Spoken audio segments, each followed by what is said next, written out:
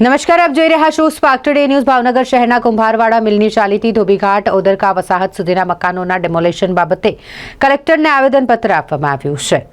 ગળેચી નદીના શુદ્ધિકરણ માટે આ નદીની બંને બાજુ થયેલા ગેરકાયદેસર દબાણો દૂર કરવા માટે મહાનગરપાલિકા દ્વારા નોટિસો ફાળવવામાં આવી છે, જેને લઈને કુંભારવાડા મિલની ચાલીથી લઈ મોતી તળાવ, શાસ્ત્રીનગર, ધોબીઘાટ, ઓદરકા વસાહત આ તમામના 2200 જેટલા પરિવાર કે જેઓએ આ મામલે આવેદન આપ્યું છે। તમામ લોકો શ્રમજીવી પરિવારના હોય। હાલ મહાનગરપાલિકા દ્વારા તેમને ડેમોલેશન માટે નોટિસ આપવામાં આવી છે, જેથી રાષ્ટ્રીય દલિત અધિકાર મંચની આગેવાનીમાં મોટી સંખ્યામાં લોકો કલેક્ટર કચેરીએ પહોંચ્યા, જે આવેદનપત્ર આપીને સરકાર દ્વારા તેમને વૈકલ્પિક વ્યવસ્થા કરી આપવામાં આવે અને પછી ડિમોલેશન કરવામાં આવે તેવી રજૂઆત કરવામાં આવી છે।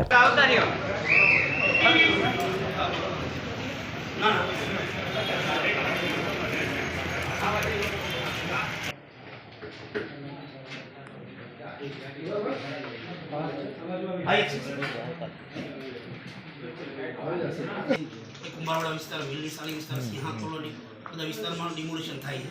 સરકારી જગ્યા છે, બહુ સારી વાત છે, પ્રોજેક્ટ સારો છે, પરંતુ ગરીબ માણસો 30 વર્ષ રહે છે। નગરપાલિકામાં ટેક્સ પણ ભરે છે, એ પણ નગરપાલિકા છે, મહાનગરપાલિકા દ્વારા નોટિસ આપવામાં આવી છે। આ છેલ્લા 10 વર્ષથી ત્યાં વિરોધ પરેશાન લોકો છે, ગરીબ માણસો છે।